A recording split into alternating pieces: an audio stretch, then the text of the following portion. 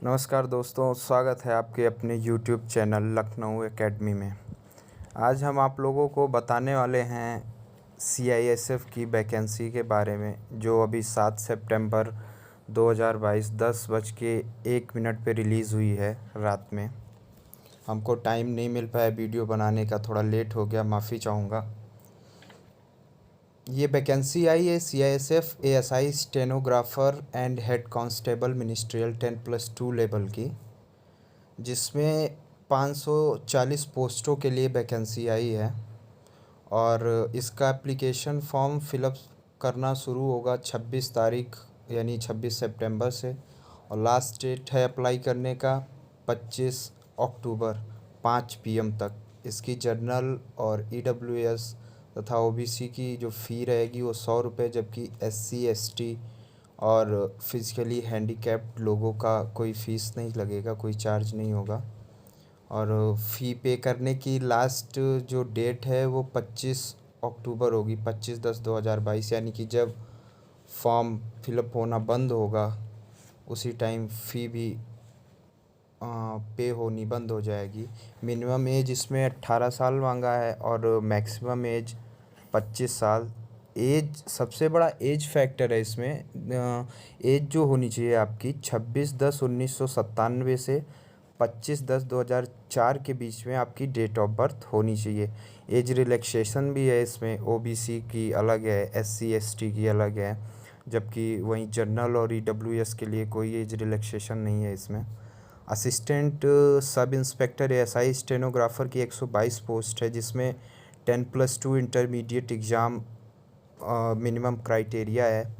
और डिक्टेशन भी मांग रखा है इन्होंने 10 मिनट में 80 वर्ड पर मिनट, और steno transcription 50 minute in English और 65 मिनट इन हिंदी। हाइट जो मिनिमम है होनी चाहिए आपकी 165 सेंटीमीटर, फीमेल हाइट 155 सेंटीमीटर, और चेस्ट 77 से 82 सेंटीमीटर के बीच में होना चाहिए। मतलब बिना अप किए, बिना फुलाए 77 से 82 के बीच में होना चाहिए। और हेड कांस्टेबल मिनिस्ट्रियल में 418 वैकेंसीज़ हैं। इसमें भी क्राइटेरिया 10+2 है मिनिमम। कंप्यूटर टाइपिंग है 35 वर्ड पर मिनट इंग्लिश की, और हिंदी की 30 वर्ड पर मिनट।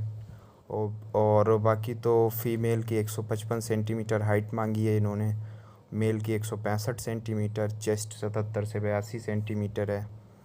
जनरल में 57 पोस्टें आई हैं एएसआई के लिए, एएसआई स्टेनोग्राफर के लिए, और ओबीसी की 31 है, ईडब्ल्यूएस की 10 पोस्ट है, एससी की 16 है और एसटी की 8 पोस्ट है।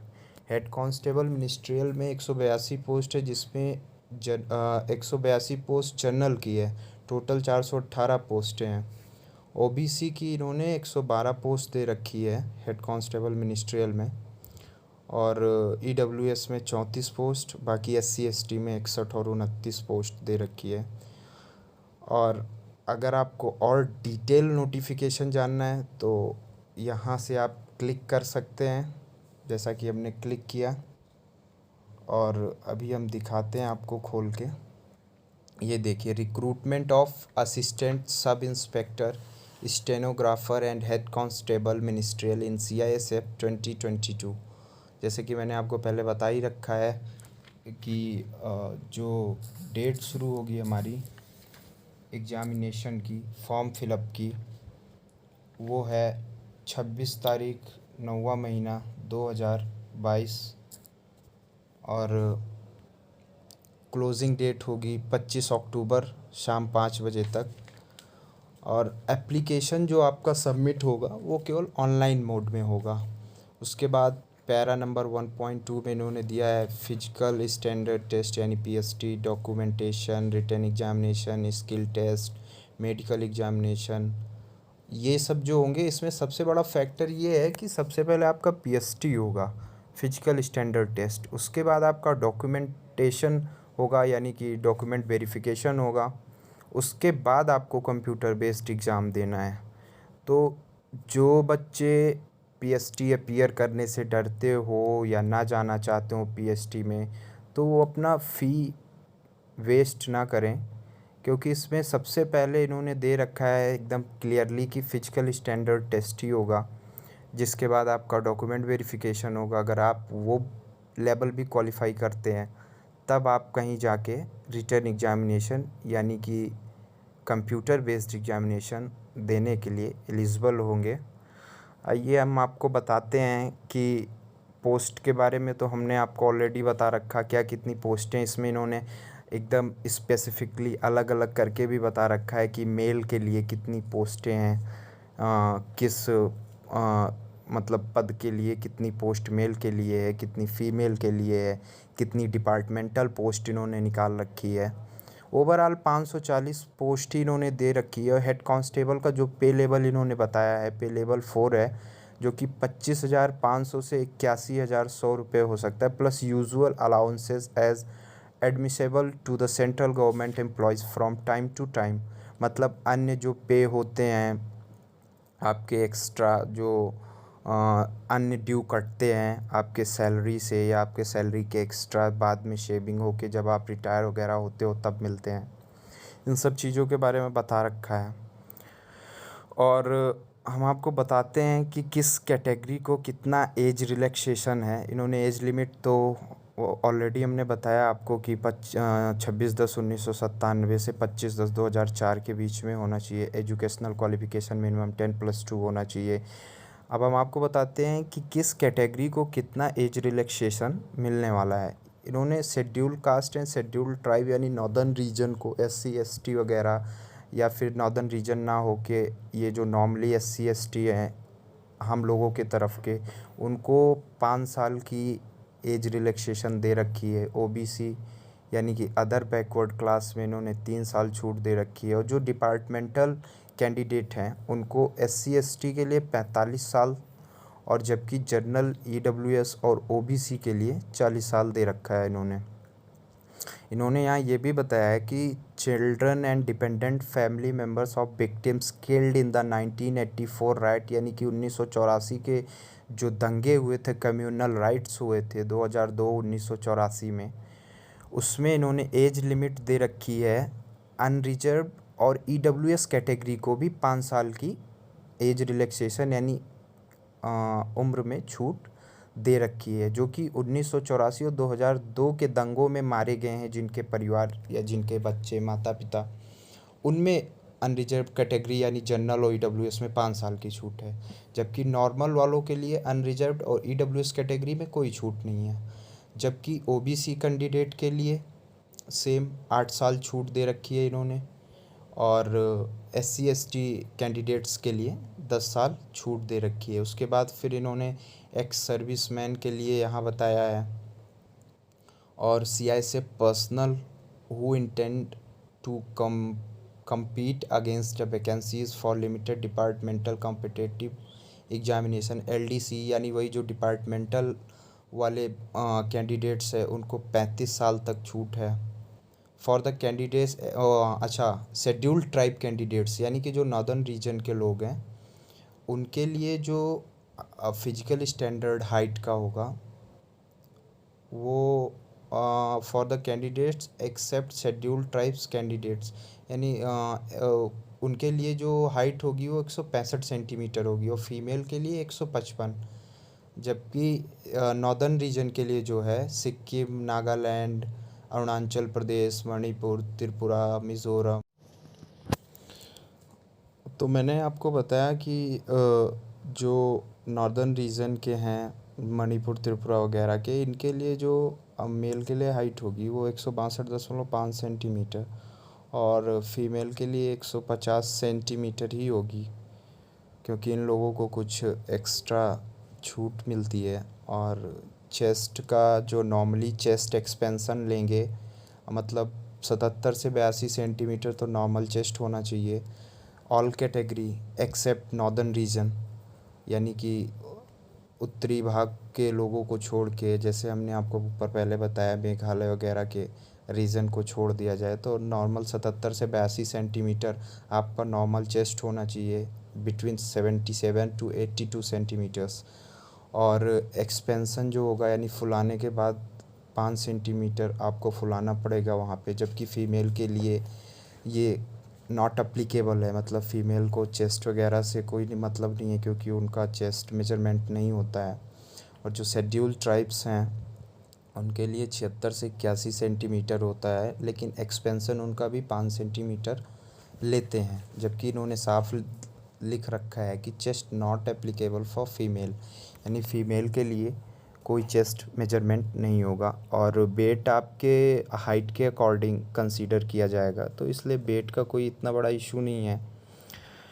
और इन्होंने ये एक चीज़ ये लिख रखा है कि अदर इसेंशियल क्वालिफ़िकेशन में इन्होंने कहा डिक्टेंशन 10 मिनट होगा, 80 वर्ड पर मिनट, और ट्रांसक्रिप्शन जो होगा 50 मिनट इन इंग्लिश और 65 minute in Hindi on computer. और हेड कांस्टेबल के लिए इंग्लिश टाइपिंग, हिंदी टाइपिंग हमने ऑलरेडी बता रखी है आपको। मेडिकल स्टैंडर्ड में टैटू वगैरह नहीं होने चाहिए, अगर टैटू है भी तो आपके लेफ़्ट आर्म में टैटू होना चाहिए, वो भी लेफ़्ट आर्म मतलब 4 आर्म में होना चाहिए, और उसकी जो साइज़ होनी चाहिए वो 1/4 होनी चाहिए। एल्बो या हैंड पे नहीं होना चाहिए, यानी कि जिस राइट हैंड से हम सैल्यूट करते हैं उस पे कहीं कोई टैटू, कोई मार्क वगैरह नहीं होना चाहिए। आई साइट के बारे में इन्होंने बता रखा है कि क्या हो क्या नहीं हो, कितना विजिबल होना चाहिए कितना नहीं होना चाहिए। उसके बाद फिर इन्होंने eligibility criteria for ex serviceman candidates बता रखा है।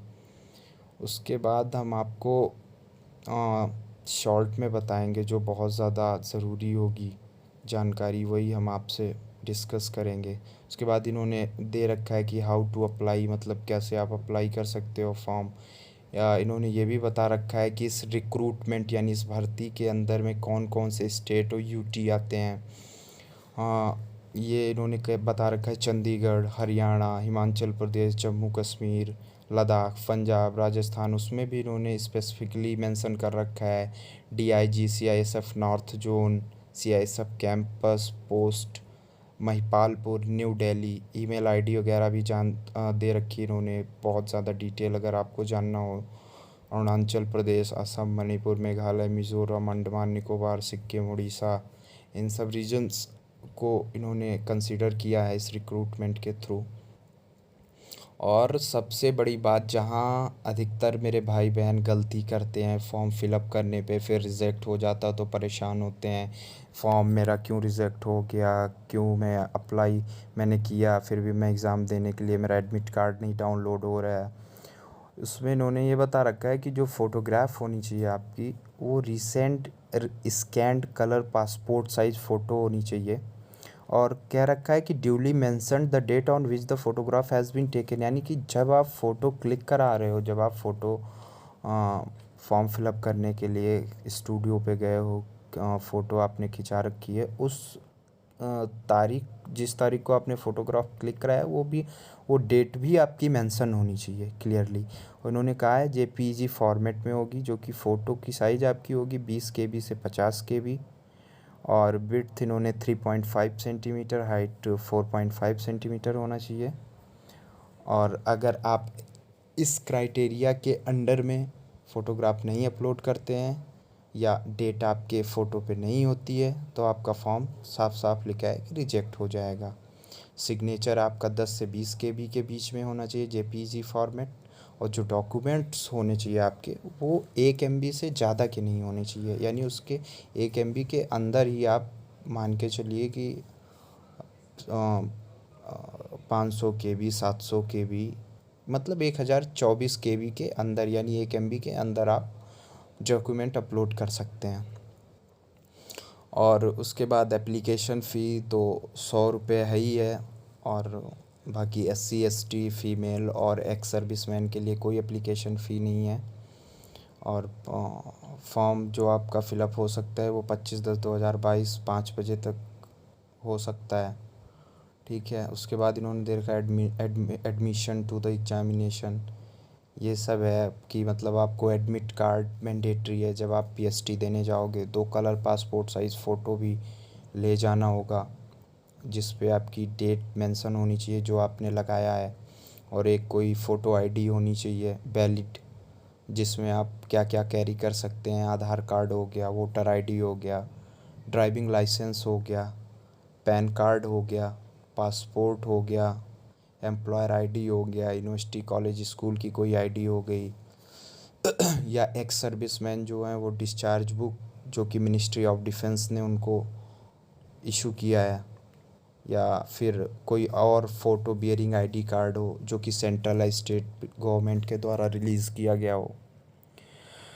और इन्होंने कहा है कि if the photo identity card does not have the date of birth printed on it then the candidate must carry an additional original document. यदि आपकी फ़ोटो पे डेट मेंशन नहीं है, आइडेंटिटी कार्ड पे डेट ऑफ बर्थ आपकी mention नहीं है, तो आपको एक एडिशनल यानी कोई एक एक्स्ट्रा डॉक्यूमेंट, वैलिड डॉक्यूमेंट लेके जाना पड़ेगा, वो भी ओरिजिनल में।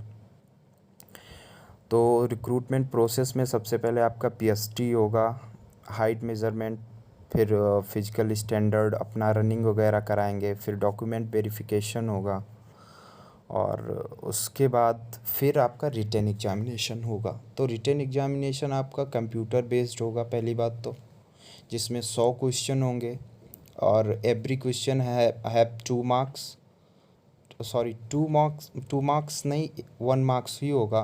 2 घंटे का एग्ज़ाम होगा आपका, जिसमें 25 नंबर का आपका जनरल इंटेलिजेंस यानी रीजनिंग होगी, जो 25 मार्क यानी एक क्वेश्चन का 1 मार्क, 120 मिनट यानी 2 घंटे मिलेंगे। जनरल नॉलेज होगा आपका 25 नंबर का, अर्थमेटिक होगा आपका 25 नंबर का, और आपके पास 2 ऑप्शन हैं, हिंदी और इंग्लिश। अगर आप हिंदी सेलेक्ट करना चाहते हैं तो आप हिंदी सेलेक्ट करके एग्ज़ाम दे दीजिएगा, यानी कि हिंदी का क्वेश्चन पेपर अटैम्प्ट कर लीजिएगा। इंग्लिश अगर आप कर रहे हैं तो इंग्लिश का अटैम्प्ट कर लीजिएगा। लेकिन आपको ध्यान ये रखना होगा कि ऐसा नहीं आपने हिंदी भी अटैम्प्ट किया उसके बाद आप चले गए इंग्लिश पे भी, तो आपका कुछ नहीं कंसीडर होगा, ना हिंदी ना इंग्लिश। उसके बाद इसमें स्किल टेस्ट वगैरह है, स्टेनोग्राफर और टाइपिंग वगैरह, फिर मेडिकल एग्जामिनेशन होगा।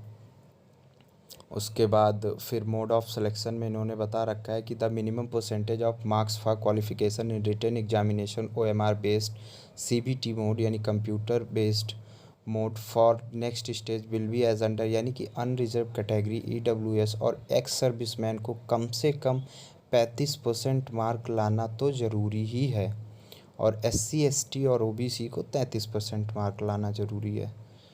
उसके बाद फिर असिस्टेंट सब इंस्पेक्टर में इन्होंने एज प्रेफरेंस दे रखी है, हेड कांस्टेबल में दे रखी है। उसके बाद कोर्ट्स जुरिडिक्शन दे रखा है कि अगर कोई विवाद होता है इस भर्ती को लेके तो ये सीधा सिटी या टाउन के कोर्ट में जाएगा, सीआईएसएफ के। इम्पॉर्टेंट इंस्ट्रक्शन टू कैंडिडेट्स, उसके बाद इन्होंने कुछ इंस्ट्रक्शन दे रखी है क्या कैसे होगा, आपका क्या डॉक्यूमेंट होना चाहिए और कब का बना होना चाहिए। उसके बाद हम आते हैं फिर procedure for filling online application. सबसे पहले आपको रजिस्ट्रेशन करना पड़ेगा, 1 टाइम रजिस्ट्रेशन होगा। आपको ईमेल आईडी और आपका पासवर्ड आप खुद ही बनाओगे। जब ये जनरेट हो जाएगा फिर आप फॉर्म भरने के लिए एलिजिबल हो जाओगे। फिर उन्होंने प्रोसेस बाय प्रोसेस बता रखा है कि सीआईएसएफ वेबसाइट पे जाएं, लॉगिन करें, न्यू रजिस्ट्रेशन पे जाएं, बेसिक डिटेल ऐड करें, एडिशनल और कॉन्टैक्ट डिटेल ऐड करें, डिक्लेयर करें, सबमिट करें। अच्छा हाँ, इसमें ज़रूरी क्या क्या आपका लगेगा, क्या क्या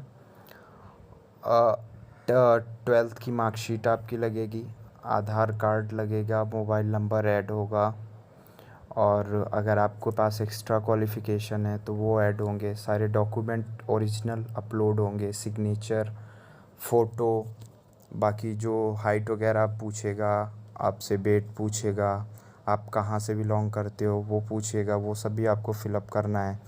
और इसने इंस्ट्रक्शन ये दे रखा है कि जो आप 10th पास्ड हो तो 10th की मार्कशीट में, ओरिजिनल मार्कशीट में मम्मी पापा का आपके जो नाम है, आपका जो नाम है एग्जैक्टली वही फॉर्म में फिलअप करिएगा। तो इस प्रकार पूरा फॉर्म है, और देखते हैं इसमें और क्या एडिशनल है जो आपको बताने लायक है। हाँ, ये उन सब लोगों के लिए है जब the form of certificate to be produce by schedule caste and schedule tribe candidates applying for appointment to post under the government. अच्छा, ये उन लोगों के लिए है जो शेड्यूल कास्ट ऑर्डर 1950 1951 वो ये सब डिक्लेरेशन फॉर्म उन लोगों को भरना पड़ेगा। और यहाँ पे आपको अपना जैसे जिसका कास्ट सर्टिफिकेट है या ईडब्ल्यूएस सर्टिफिकेट है, यहाँ से आपको ये फॉर्म प्रिंट करा के उसके बाद ये भी अपलोड करना पड़ेगा। और तो इसमें कुछ खास नहीं है जो हम आपको बताएं। बाकी धन्यवाद। अगर आपको मेरी जानकारी आपकी कुछ भी मदद करे तो हमारे चैनल को लाइक करिए, सब्सक्राइब करिए और शेयर करिए। धन्यवाद।